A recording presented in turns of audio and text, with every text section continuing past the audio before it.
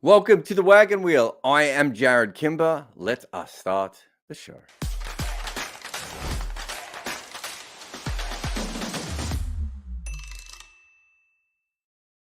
As always, we are going to start this chat by getting down from some questions from Patreon. If you want your questions absolutely guaranteed on the show, Patreon is the best place to go. Sign up there and you can ask a question every week. But you can also try super chats here, or you can just put one in the YouTube feed and just, Russian roulette it. It's probably not Russian roulette, is it? It's another kind of roulette. Just regular roulette, I suppose. Anyway, let us start with the Patreon questions. Christopher says, is Perth Scorchers being so dominant a good thing for the Big Bash? And what's been so key about their prolonged success? I might get in trouble here, certainly with people from Western Australia. So I wrote a piece when they won their third or fourth title about how essentially the Big Bash was set up so that all the teams had separate money pools for the Big Bash and everything else. And the reason was to keep the league fair. That was in part, I believe, because they had two Melbourne teams and two Sydney teams. And obviously it was going to be a lot harder for them to fudge the numbers in the way it would be for the single city teams. Now, that didn't happen, and there were certainly deals. And I wrote a big expose about it with Dan Bredick about the many different people that told us about it. And the interesting thing was, when I wrote it, a lot of Western Australians were like, well, if you dig around long enough, you'll always find someone who doesn't like Justin Langer. Most people I talked to were friends of Justin Langer, and they didn't even know that he was breaking the rules. They were just giving us the information.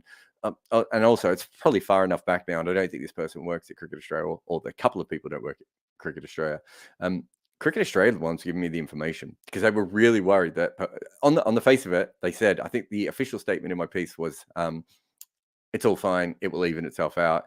But behind scenes of closed doors, they were actually letting me know that it was a big issue, and that they didn't really want to be in a position where they had a salary cap problem with Perth, but clearly, well, not a salary cap, salary regulations issue with Perth, but they obviously thought there was one. I haven't covered the Big Bash really since I worked in it. So when was that? 2018, 19, I think, was when I last worked with the Stars. I know they've won the last two. I don't know if it's the same issue. One thing I would say is that even if you look away from the very basic side of things, of there were certainly times when they were underpaying their Big Bash players in order to stack their team. That there's no doubt that they were doing that. But they do and always have really understood T20 cricket. I think they had a fantastic analyst. I think they had really good role definition of a lot of their players. They really worked out in a sort of a way that perhaps maybe Chennai did. A very good method that worked at home for them, which meant that they were consistently going to be around the finals. And once you're around the finals in T20 tournaments, you've got a big chance of winning. Again, their home conditions are so different to everywhere else in Australia. I think that also gives them a big advantage. But they're also, and you've got to give them credit for this, there's so many good players that they have come up within that system over the last few years. For whatever reason, perhaps maybe more slanting towards the white ball than red ball. But either way, they certainly come up with a lot of options from that perspective, and that has to be a part of their system. So I think they deserve credit for that. But why they've won the last couple of years, I'm not 100% sure. Is it good for the Big Bash? Is a really, really interesting question, Christopher, because in some ways, I kind of think when someone's really good at something, it gives you a narrative, whatever that may be, going into each year, when, Chennai were really good or Mumbai were really good, and you look at, Manchester United or Collingwood in Aussie rules football, having one team be really dominant at the start, it sounds like it's the wrong thing. But sometimes I wonder if it's not the right thing to have happen. You get sort of automatic villains. You get the team that no one wants to win anymore. One team is seen as, having really worked out the league, whatever that may be. I wonder if it's not a better system than just having the same teams win. Having a random team win every year. The one thing I would say is, I think this is right now. The last 4 years, only two teams have won. Not sure that is this. I think it was 2 years of the Sixers, now 2 years of the Scorchers. I don't think from that perspective, they'd be massively keen with what's happened there. Aditya says, If Kapil Dev, Imran Khan, Richard Hadley, and Ian Botham, well, he's put Imran twice. That's how good Imran Khan was as an all-rounder. Had been around in T20 era. Whose skills do you think would have been best suited?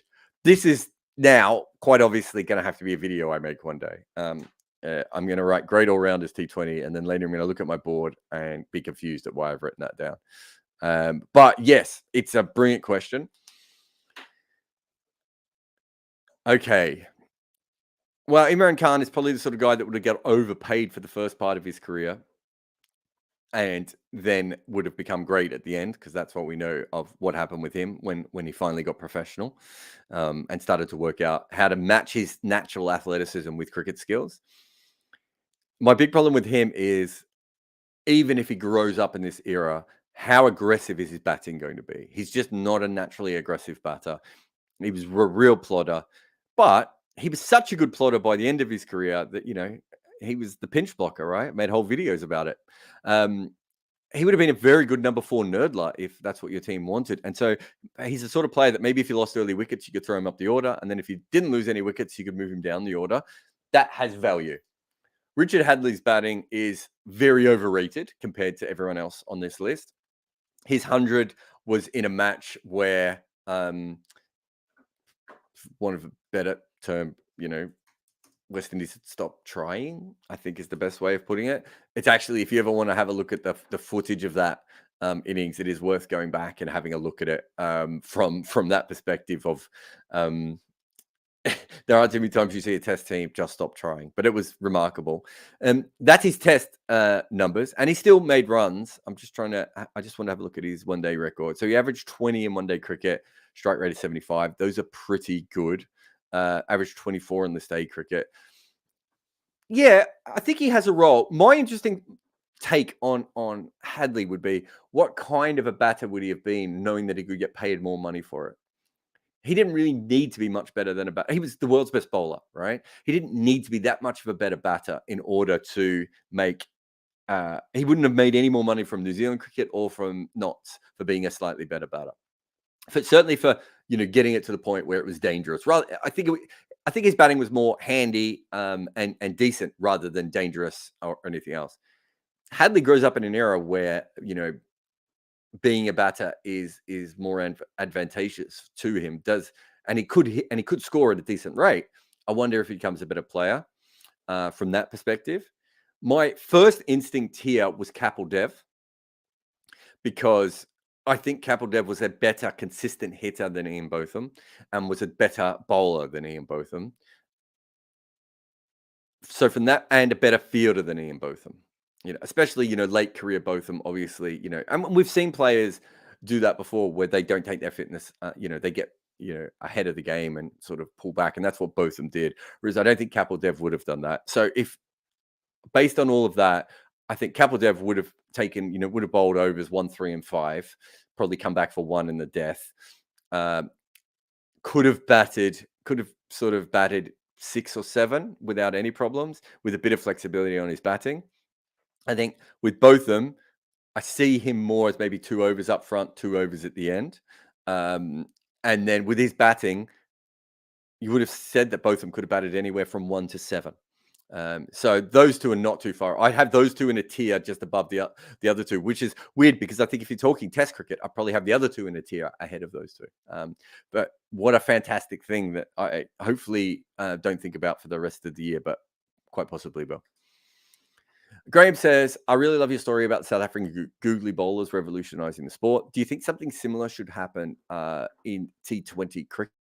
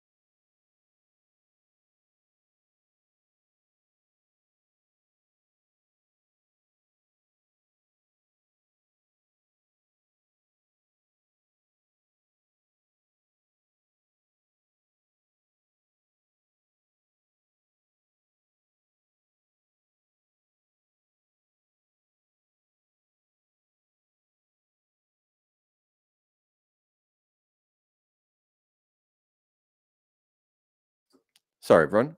Just realized I've left mute on there. One cough. I couldn't stop muting it myself. Sorry. I'll say, so I'm not even sure what I said there, but I'll just go back to the start. The knuckleball, I think, is an interesting one because I'm not sure you will ever see 3 or 4 bowlers in the same attack with them, but you might get 2 or 3 bowlers who have the ability to bowl the knuckleball. I don't know if you'll ever get to the point where you'll have, a bunch of specialist knuckleballs bowling at the same time. I've said for a very long time that I think all finger spinners should go on to bowl the knuckleball because they have longer fingers generally. I don't want to get too much into NFL people measuring people's hands because it's a weird pseudoscience, but there's no doubt that knuckleball from that perspective plays I think will play an improved role. But again, I don't think it's as destructive as what the wrong'em was in its time. The interesting thing is here that you've gone with knuckleball and carom balls, and the carom ball, I would take the carom ball away. I just don't think it's ever going to be. It's too easy to pick, and it doesn't do anything particularly special unless you make it really obvious. And it probably then really needs heavily spinning wickets. One of the great things about the knuckleball, of course, is the knuckleball is designed by pitchers, so it even works when you bowl a full toss. Not as well, but a little bit. The interesting thing is you pick these deliveries, Graham, and you've talked about T20 cricket, whereas the actual ball that's had the biggest change in cricket is probably the wobble ball. And I would say that England have probably gone into test matches already with 3 and 4 wobble ball specialists. So that's the ball that has had the huge impact and has done what you've done. So, yeah, I think those things can happen and probably will happen again. All right. Oops. Kennedy says, what is your perspective on Gary Ballance's move to Zimbabwe? Not as an individual choice, but for the system there, does it help or harm? I suppose you talk about Cartwright and de Grandhomme as well. I don't think de Grandhomme's going to do it because there's just no money in that cricket. I would assume he just wants to play franchise cricket, which makes sense for him at his stage in his career. Hilton Cartwright, I don't know. It's possible, I suppose, but I would think he would still make less money playing for Zimbabwe than he would playing for in Australian cricket, but maybe I'm wrong. Certainly, it's easier playing in Australian cricket. So the Gary Ballance thing, the racism stuff, I think is interesting because Zimbabwe's probably was more progressive when it came to race at times than South Africa was. They've been also more reactionary to it at times. So it's been a really, really interesting, last 25 years, I suppose, or maybe even longer than that in Zimbabwe's cricket when it comes to that. So then getting Balance back when he's basically left another career because of racism scandal and because of what he said, that's really interesting. From a cricket perspective, Gary Ballance is so good. And I know that everyone's going to have a memory of him as a test cricketer.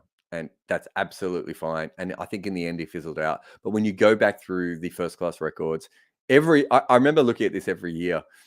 He was the guy who had the highest batting average, and outside of Johnny Bairstow, it was like Ballance and Bairstow were always the two guys who just absolutely dominated county cricket. That kind of knowledge, that kind of skill set, I think can only be a plus for Zimbabwe going ahead. The fit and everything else, I don't know. I don't know Gary Ballance. I've never met him. I don't know if those comments were exactly what he thinks and he just got caught that time, or what the situation is. I don't know how he fits back into Zimbabwean cricket culture, with everything that they've got going with them. Remember, they've got a great dressing room. They're on a high at the moment. You bring Gary Ballance in, maybe that gives them the top class batter that they desperately need. Maybe it provides other distractions. I just don't know from that perspective. But if you're just talking about from a knowledge and technical help and being able to guide some of the other young batters, Gary Ballance is going to help them on and off the field, without any doubt. From that perspective, I don't know how many more years he's going to play, of course. But Gary says, "Who's your dark horse for the Women's T20 World Cup?" I'm not sure there is a dark horse for the T20 Women's World Cup. I suppose if South Africa had picked their home team in home conditions, I would have felt a little bit more. The big three teams make the most sense. I kind of want to throw New Zealand in there, but I've been looking at the stats for New Zealand. I'm not sure I feel comfortable enough with them being in there at the moment. It's hard to go past Australia. So I've done a video on the women batters, and I'll do another one on women bowlers. When you look at the data, especially across the franchise leagues, you really realize how many good Australian players are out there. It's bleak if you're not an Australian women's T20 player at the moment. There's obviously individual players and a couple of teams who have a few players, but nothing like what Australia has. So I would have to say Australia. That said, going through the numbers, I didn't mind some of the England players as well, but I just don't think they're on that level. Bloody Bugger says, what is the percentage country breakdown of your audience on YouTube and podcasts? YouTube is, I think we hover around 50% from India. And then you've got 10% from the UK, 10% from US, around 8-9% from Australia, very high, 3 or 4% from New Zealand and Pakistan and places like that. I think that's YouTube. What is the podcast? Podcast is 35% English. I think maybe 20% Indian, 10% Australian, 10% American, and then name your other cricket countries, kind of make up the rest. That's off the top of my head, bloody bugger. But that's my memory. You can really tell there's a big difference in the different ways that different countries consume their cricket. And it's again different on my my written work, where I think Pakistan flies up in the written work for whatever reason. Probably just because I have written a lot about Pakistan in the past, although not that much since I've had the emailer, so I'm not sure why that is. But you definitely see different patterns in different kinds of mediums, right across the board. Now, everywhere you go, it's a slightly different pattern. It's really, really interesting. The one thing that usually holds firm, for me anyway, and I think it was the same when I was at Cricinfo and when I've looked at other websites, is it's almost always 10% US, which is very interesting and something Major League Cricket will be happy with. James says, do you know of any players who've learned another language primarily for sledging purposes? And do you have any funny stories about it? So I know of players who've learned swear words, certainly for that purpose. And I don't think anyone's ever learnt another language for sledging. But I've got a distant memory of a player trying to say a sentence that was a sledge in, I think it was in Tamil, that he got from a Tamil friend of his or something like that. But I don't remember the full details of it. But I've got a feeling that something like that happened. What I would say is that Jack Chantry, when he was playing against Ed Cowan once, and I want to say hired me, but obviously didn't pay me, but asked me to come up with very specific sledges for Ed Cowan in the game that he then delivered, of which, as much as anything, completely confused Ed Cowan at how Jack Chantry knew certain things that I had been feeding through. So yeah, I do think players do stuff like that. I mean, I don't think anyone would go to the level of learning another language, but they definitely learn some swear words in other languages. And they certainly use private stories that they've gotten from random sources sometimes. And not just like in the Jack Chantry's case, it was more just to put Eddie off. They weren't horrendous sledges or anything like that.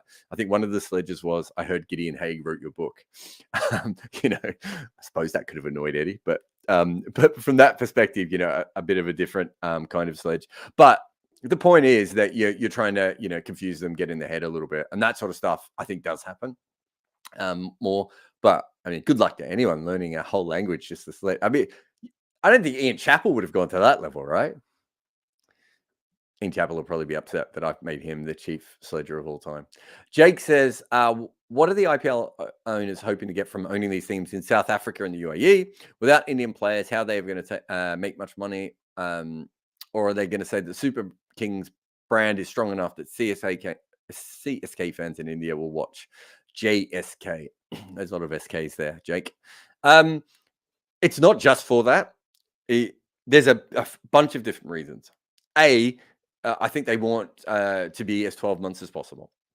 Having those other leagues allows them to continue their social media, their content creation, their brand recognition, all those little things. Even if it's just, not on the same level as the IPL. The biggest problem with the IPL at the moment is it's a rock concert that lasts a couple of months and then disappears.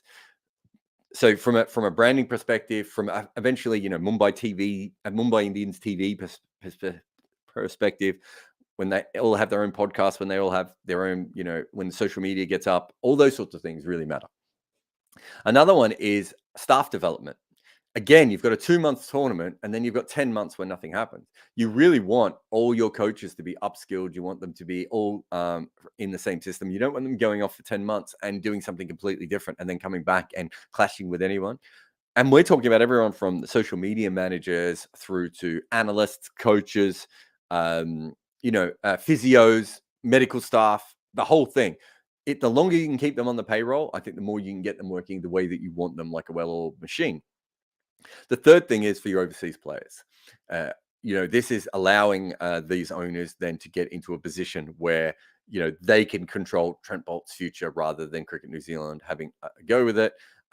If they are his employer and they're looking after his medical all year round and they're looking after his physio bills and insurance and whatever else he needs, so he doesn't need to worry about it, then he plays New Zealand when they and he say that he wants to, rather than him having to play for New Zealand to be able to keep up with all those other things. Just things like facilities. I've talked about this a lot.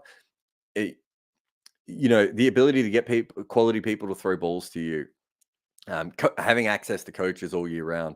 The more competitions they have, the more they can actually do stuff like that. And then they might eventually, they'll probably even hire people in different areas to be specialist coaches for people out of season, which if you have a 12-month system is, again, a much easier way to do it.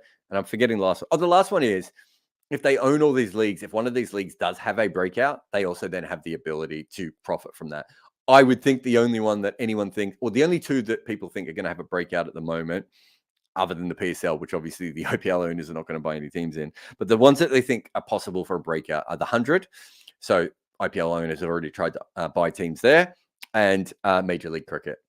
And IPL owners, I think, have at least two teams. I don't know if the final ownership has come out, but I think it's two teams, or maybe it's three teams that they've been looking at buying there. Again, makes perfect sense from that perspective, right? You buy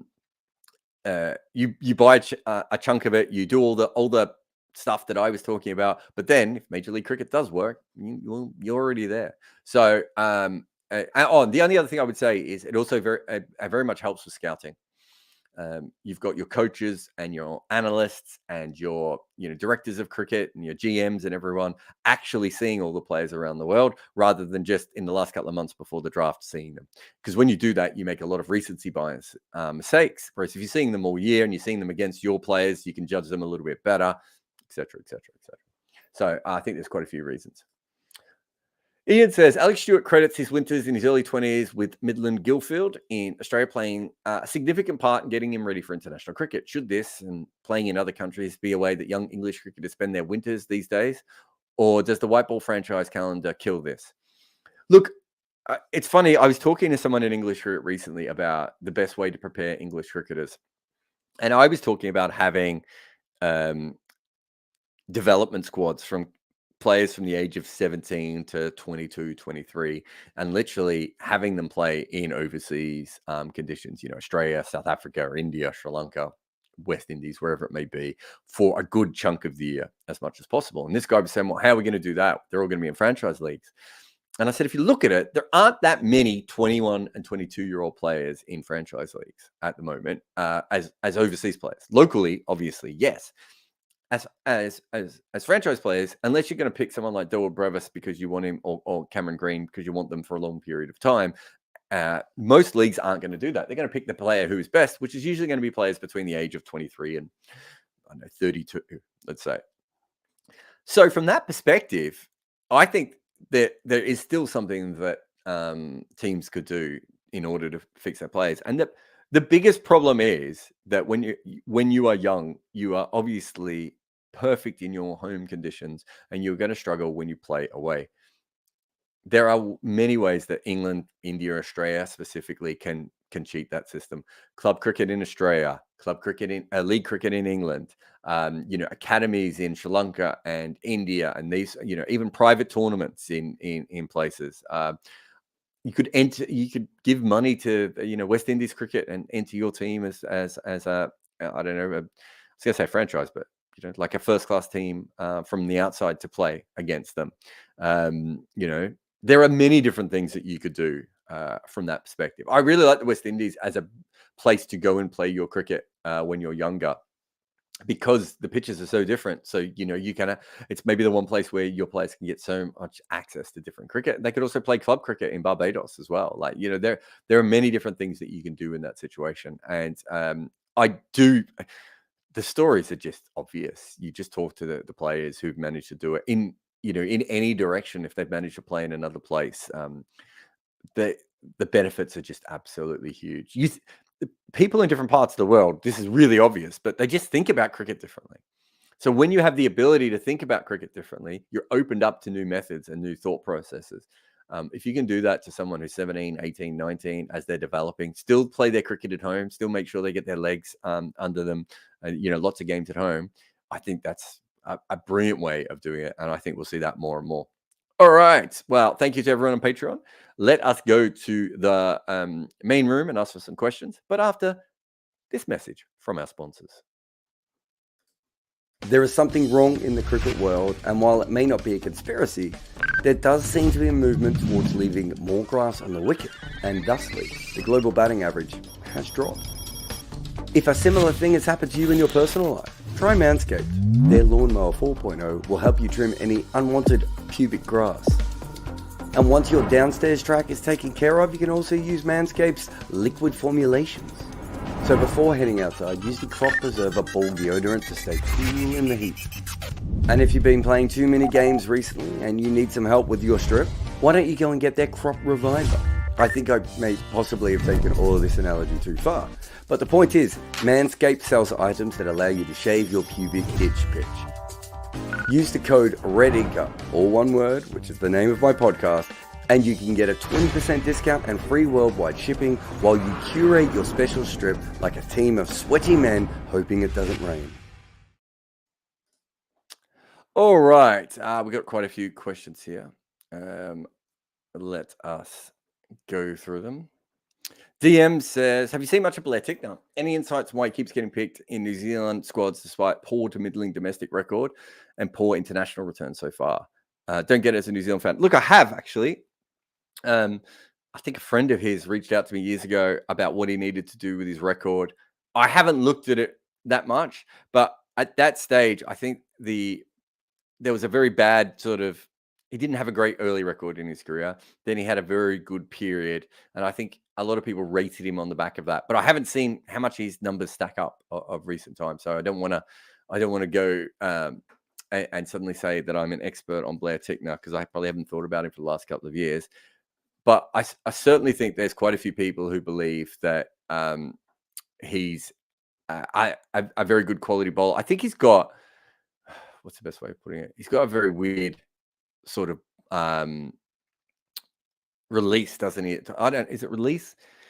He's quite an odd bowler, I think. And I think in T20 cricket, there is a theory that bowlers who have maybe a slightly different release are quite handy. Just having a look at his record. I mean, he averages 22. That's a pretty good strike record. I agree with you when you look at him. I'm not sure you always see it. I'm trying to remember the games I saw him play. Did he play against India recently? That would have been the last time I saw him. Was that? Look, I think he's a fringe level international player. I don't know how much injuries are playing a part or what the situation is. But I certainly don't think he's a terrible bowler, but also I don't think he's ever going to be a frontline international bowler, but he might be the sort of guy that you have in your squad. And then, when needed, you bring him in. Let's have a look. Oh, Carl says, announcers were shocked that Head was omitted. I feel like for 2 months you've been saying that Australia wouldn't pick him. That's probably true. Do they generally not have those sorts of conversations with teams before a series?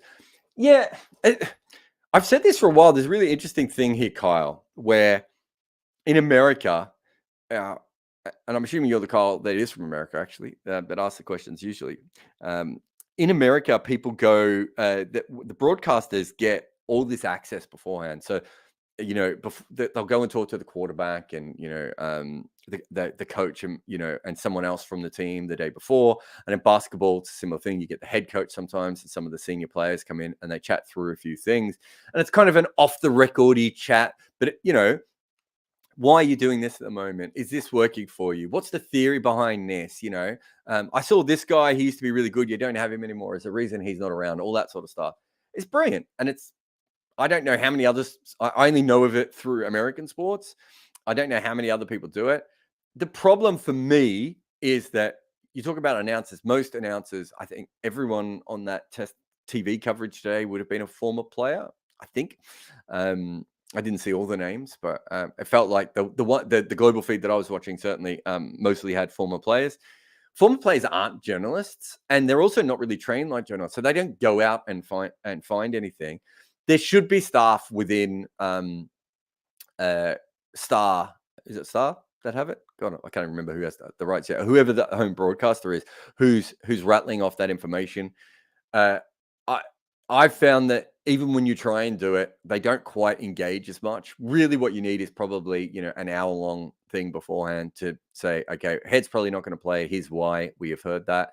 And I've also found that, the better former players will get out on the field and just chat to people, and they hear things. And Steve Harmison and Darren Goff are absolutely brilliant at this. They just get out in the field and talk to people, and, they'll come back to you and they'll tell you something and be like, are you sure? Because that goes against everything. No, that's what we were just told. That's going to happen. So from that perspective, you can learn a lot of things from that. But that you do have to be proactive, and not all cricket broadcasters are like that. And if you don't have that system, then what you really need is a really good system of some kind of a journalist working with the broadcaster, getting as much information as possible and passing that on. But then the broadcasters still have to listen and engage with it. And, that's probably part of the problem. But they should have access to the teams. I think that's, if you're paying millions of dollars for rights, I really think that part of that should be that you get a chat with the captain and the coach before the game. Just get some info from them. Maybe one or two star players. Maybe if someone's coming up on a milestone or something as well. All those sorts of things. And I think it's a mistake that cricket does. There's a few things that I think cricket, it's just an absolute no-brainer that we don't do. And I think it's a real shame. Oh, God. Just realized I've completely stuffed all this. Okay. Piran J says, hello, Jarrod. Did you see the video of Jadeja applying something on his finger reported by Fox? I didn't see that. So that obviously just happened in the game today. So if you're listening to the podcast, maybe by Saturday, you'll know what the hell this question is really about. But I didn't see that at all. Really, really interesting if Fox has picked it up, only because Fox is the away broadcaster. And generally, the away broadcasters, don't pick stuff up. It's the home broadcasters. And you'll be shocked to know that very rarely do they notice anything with their team that has gone wrong in those situations.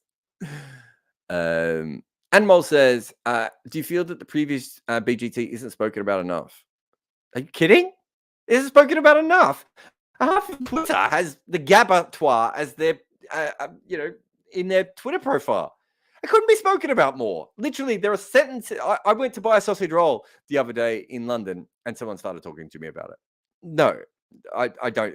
It's an incredible series. And I think it gets mentioned quite a bit. Life moves on. I mean, it's going to be one of those series, I think, especially for Indian fans, it's going to be like, 2005 England. It's going to be one of those series that stays with people forever, especially of a certain generation. In my line of work, it is not spoken about too little. It is being mentioned all the time. It's a great series as well. Like, it was a properly entertaining series. I've got no problems with people enjoying it or going on and on about it. I remember when I wrote my book about the history of Test Cricket, the Unauthorized Biography, probably not available in any bookstores anymore. I don't even know where you can find it. Maybe on Kindle. When I wrote that book, I remember really not wanting to focus too much on 2001 Australia-India or 2005 Ashes. And then you go through the history of cricket, and you really do realize why those stood out. And, I probably wrote less on them than other people would have, just because I felt like they've been so well covered and people knew the stories a little bit more.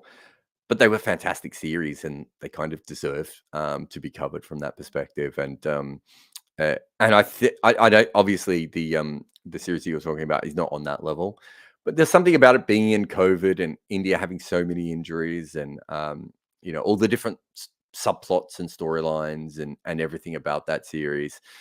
It felt like every time the Indian fans abused a player, that player would win them or a test or be good for them in the next test. So I do think from that perspective, it was really, really a brilliant series and should be remembered for a long time. But I think it gets talked about a fair bit.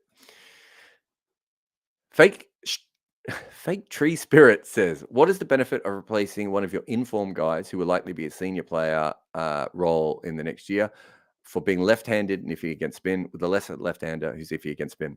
I don't think Renshaw is as iffy against spin. I get your left-hander point. I don't think that's why Travis Head wasn't left out because he was a left-hander. We know that because they picked another left-hander. They both would have been left out if Green was available. So I think that is part of it. But Travis Head was left out, and there's a previous video on this if you want to go and have a look at it.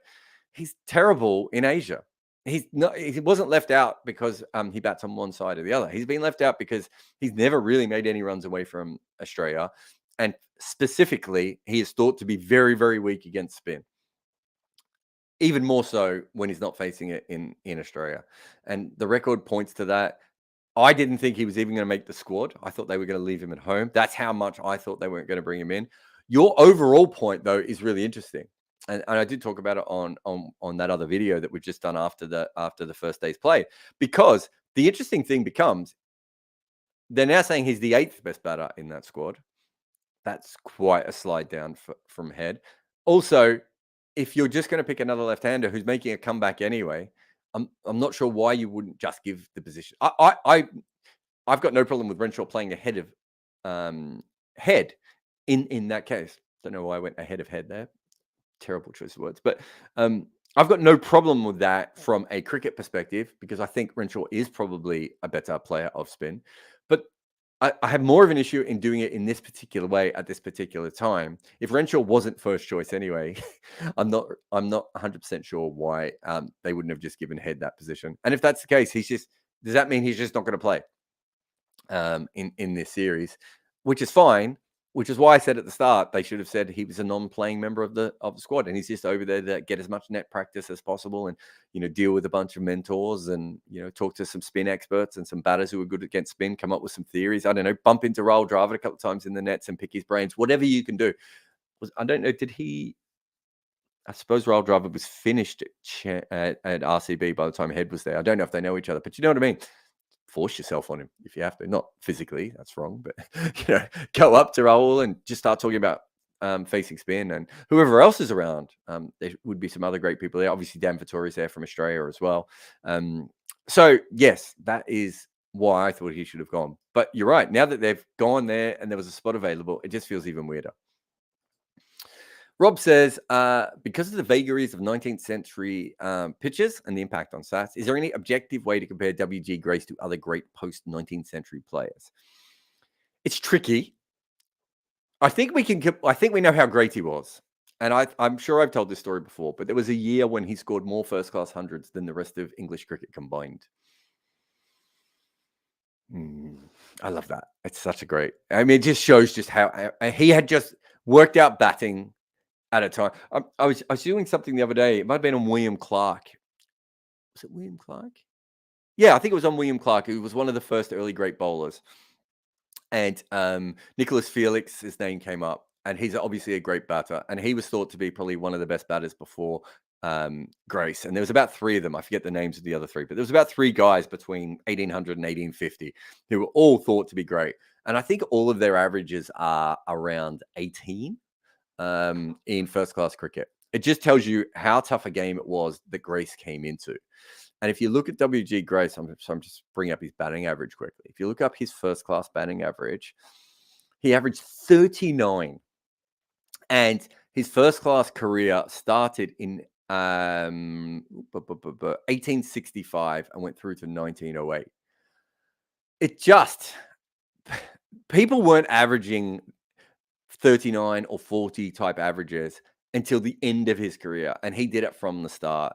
And there's no doubt, I mean, we've all got this image of the old fat W.G. Grace. He was a hurdler. He played football. He was a really good athlete when he was young. The reason we've got this image of him being old and fat is because the last 20 years of his career, he was old and fat. He wasn't always particularly like that. He was always a big guy, which might have made it easier to do the hurdles. I suppose you have to be tall to do the hurdles, don't you? From that perspective, I mean, it's something that me and Cheyenne are doing at the moment is the 50 best batters in Test cricket, and we're looking through it. He's not going to qualify. He played 22 tests and he averaged 32. Still good, but certainly not as transformative, especially because that was later on when people were starting to get a bit better with the bat. But even for that era, that was still pretty good, and he was well and truly beyond his best. But by the time Test cricket started, he was past his best, is my guess, without going back through the first class records. But what I would say is that first class record, if you compare his first class record to what the averages were in that period, he's just absolutely dwarfing everyone else. And for those who don't know the full story, basically, he was one of the first cricketers who grew up in an era when there was underarm bowling and overarm bowling. And so what he did to combat those two different things that were happening at the same time was he had a front foot game and a back foot game. And before that, players were either front foot players or back foot players. And by that, I mean they went on their front foot or they went on their back foot. They didn't work out where the ball was coming and act that way. So in that way, W.G. Grace invents modern batting. How many players can we say have invented it? So if you're looking from an objective point of view, he outscored the rest of cricket one year.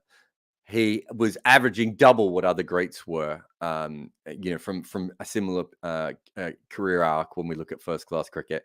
And then he plays for 50 years. Is that right? Was it 50? It's almost 50 years. It's a ridiculous amount of first class cricket. We know objectively that W.G. Grace was great. It's very hard to compare him to other players, but if you ask me who the most talented 50 batters of all time are, I would have no problem putting him in that list. He won't make our top 50 test batters for a number of reasons, as I was saying before, but he's a very honorable mention from that perspective. And absolutely fantastic player. It's a great question, though. And it's tough. It's tough to work out Bradman to Tendulkar. And they were playing a very similar sport.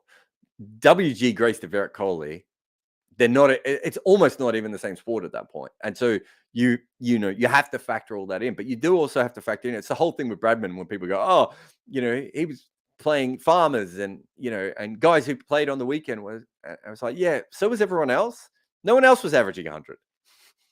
To be that much better than everyone else in your era is still a remarkable thing. And Viv Richards as a one-day player is certainly someone who stands out. Don Bradman, Imran Khan throughout the 80s. We've had the odd moment of that. W.G. Grace certainly fits into that, where you just like, I don't know what you would say. What would, if you were saying the best standout players of their time, there's absolutely no doubt that W.G. Grace is in the 10 most, the best standout players of all time. Just for fun, he also took 2,809 wickets, an average of 18. Fun times. All right. Dimitri says, feels like we went away from grinding openers for a bit. But now between the success of the West Indies and seeing guys like Chandra Singh come to first class, there is a renaissance on the cards. See, I disagree. Chris Rogers, Dean Elgar, Dom Sibley, Alistair Cook. Come on, everyone. Spit some names at me. Don't put them in the comments because then it will ruin it when I go back and look for questions. There's a lot of grinding openers that have been around. I think there was certainly a move sort of with the Hayden Sehwag thing and maybe Trescothick as well, of looking for players who had a bit of a bash at the front and gave you that. And I know my friend Muhammad Khan, who's obviously worked for quite a few CPL teams and he's one of the smartest people I know when talking about cricket. He says if you look at the history of successful teams, they almost always have an attacking opener, which is a really, really interesting thing. I'm not sure you need an attacking opener to be a great team. And I think we've seen other very, very good teams without that.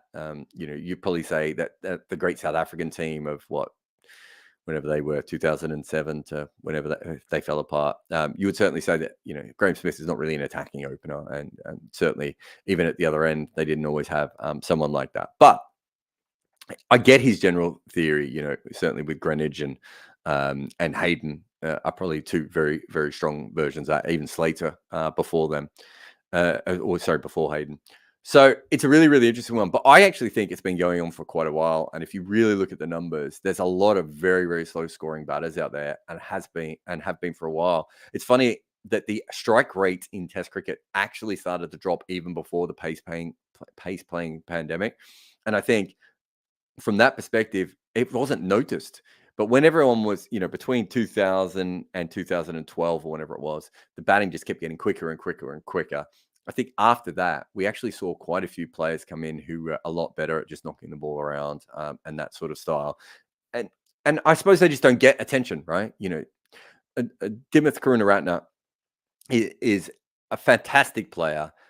Latham is another one with a fantastic record. Then they're never going to get the attention that a more attacking player is going to get. And so I think that's just a natural thing that we've always seen across cricket. But if there was a move back towards grinding openers, I certainly think it started a long way back and is not a very recent thing.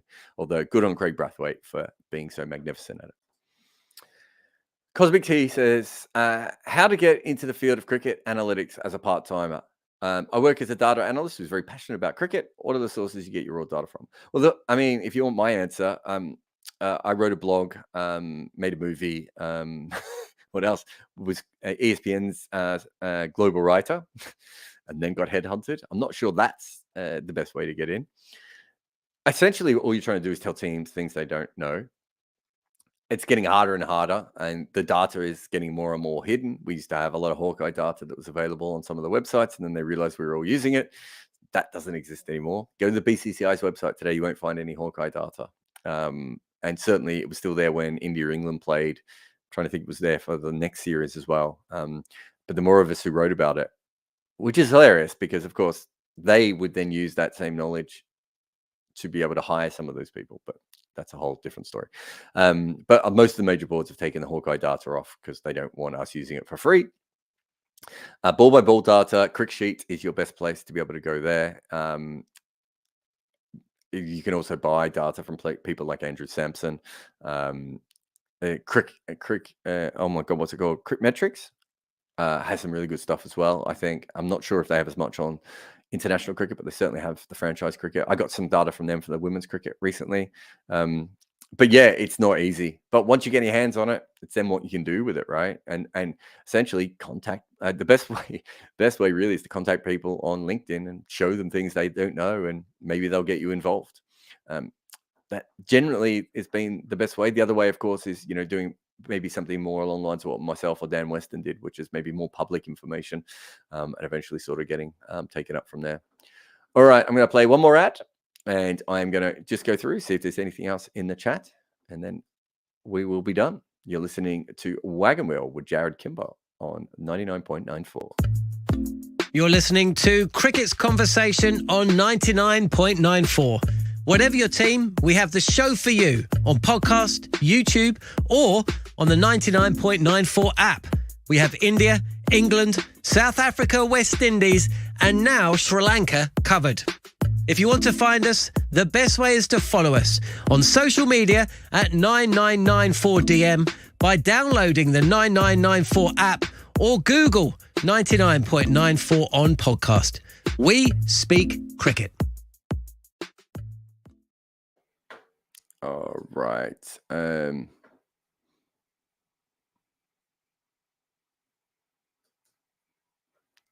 William says, I haven't answered all the Patreon questions. I only saw 9 this morning, and I went through 9. William, you might have come in after the deadline. I can do that digitally later, but sadly, if they come in too late, I can't do much there.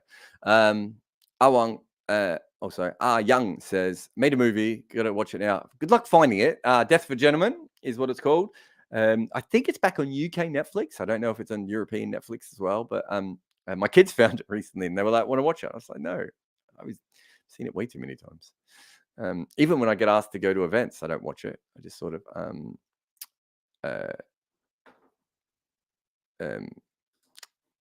turn up at them at the end. Yeah. All right. We've got a couple more questions to finish up with. Let me see what we've got here. Alan says, does it frustrate when Ravi Shastri or other commentators about different topics go on about Lions suffering from not having Mitchell Starc, even though you've basically disproved this theory? I thought it was funny today because Mitchell Starc would have bowled about 3 overs if that was the case, and he wouldn't have even dug up the pitch. Yeah, we've looked into it. I came into it thinking that it made sense that left arm seam bowlers had a big impact on off spinners. That's not what the numbers say. They don't say that it helps off spin particularly at all. And I think the reason is, and this is what Alan's probably talking about before, is that it's so rare that you have multiple left armers in. If you think of to make the footmarks work for a left arm finger spinner from right arm seam bowlers, you actually need people bowling into those. You need a lot of seam being bowled, and you need 3 or 4 seamers at least in the game, and maybe 5 or 6.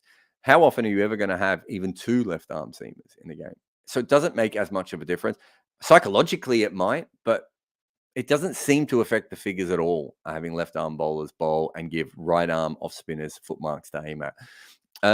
Look, it's weird, Alan. I mean, there's a part of me that's like, wouldn't it be great if everyone knew more about the game and did the sort of study that I do? But then I also think, well, if that's the case, I'd be out of a job. And look, Ravi Shastri's great at many other things. I'm not sure that he needs to do that. That's a really common thing that everyone in cricket feels. It wasn't easy for us. I think it was Amol who maybe just disproved that one. It wasn't easy for us to even work out how to search for it. It was a really tricky one. And even if I put that to a lot of cricketers, I think they'd still be like, nah, I still don't believe you. But yes, the one thing I like about cricket, I worked a job years ago. I worked for Qantas in telephone sales, and it was a terrible job in many different ways. One thing that was really cool about it, though, is that when you work in international travel, when you look at airfares and airlines and all that sort of stuff, which is what I did, there's no way you can know everything. It's an unknowable thing. And once you know everything about the industry, it changes, and then it changes, and then it changes. There's something great about cricket that's very similar. And I love the fact that we're still learning things all the time, and not everyone knows them, and people are going off old wives' tale that don't matter anymore. So from that perspective, I think it's great. And that was something I only heard very recently from cricketers. And, being able to look it up and disprove it, or at least suggest there's no data that backs it up at the moment is a really interesting one. Callum says, did you watch or have any thoughts or takeaways on the Zimbabwe versus West Indies test? Zimbabwe, West Indies, I saw little bits of it, more highlights. I knew that I had, in fact, this comes off the back of another question that someone else is going to ask.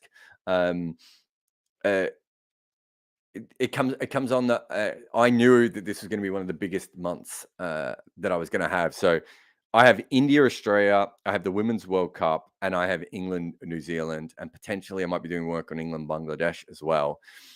Coming in, knowing that was another test match on. It was actually a test match I would have liked to have seen more. I don't know how I would have found the stream of it. I don't know if it was being streamed in the UK or anything, but I would have probably watched a little bit more of it normally.